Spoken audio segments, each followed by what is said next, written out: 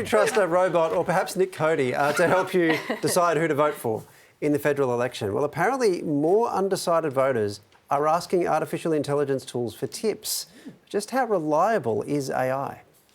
Volunteers armed with party printouts are under threat, with undecided voters turning to chatbots for advice. This is going to be one of the first elections where AI informed at least some of the voters.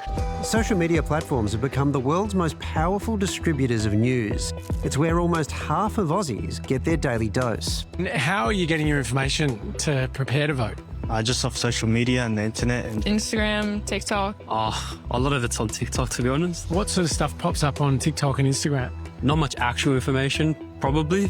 A lot of memes and stuff like that. AI-driven algorithms, which favour engagement over accuracy, now shape much of what Aussies know about the election. AI inherently has biases because each individual AI has its own large language model it's been trained by. And of course, it's only as good as what training data has gone in at that end. Most AIs are actually pretty dumb. They're some glorified version of autocomplete. But AI can play a handy role in filtering the daily deluge of political information. AI is pretty useful and it's pretty reliable in lots of cases. I wouldn't recommend that anybody use it as the only piece of information, and quite famously, it can hallucinate wrong information or things like wrong dates. But I think that voters are increasingly using it to navigate not just the election, but almost all parts of their lives. Would you use a chatbot? I actually did. I used Snapchat AI to see if it would give me any answers, but it said that it couldn't give me any answer from anything from 2021 and up, and it couldn't persuade my view. Digital journalist Tim Burrows decided to ask the biggest AI services which leader he should vote for. I was very clear, this is just hypothetical, but 5 of the 6 recommended the government. And I'm pretty sure that was just because more has been written about government policies than opposition policies. AI is not only reshaping the way we vote, it's transforming how our pollies campaign.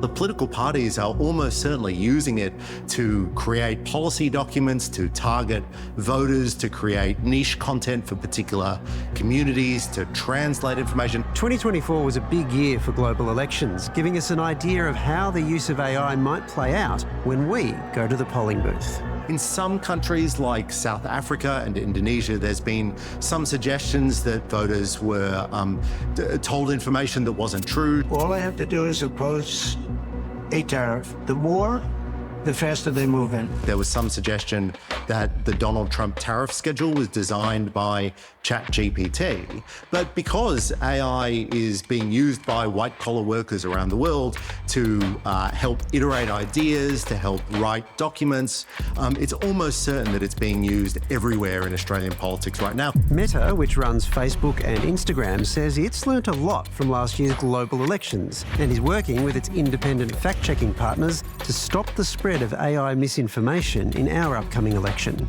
I check facts. I don't believe everything I see online. If I look at something, I'll go find out for myself and do the research. There certainly is a risk if people use it at face value that perhaps it could undermine democracy. One of the issues is because there's more written about incumbents, the government in power, that will tend to play to that government's advantage. So how much could AI influence this election? I think we're early for it to have a major effect this time round, but it is the future, absolutely. We're not at what they call AGI, artificial general intelligence, which is when it becomes indistinguishable from human levels of judgment and insight. And at that point, we will be very, very sensible to be quite scared about that.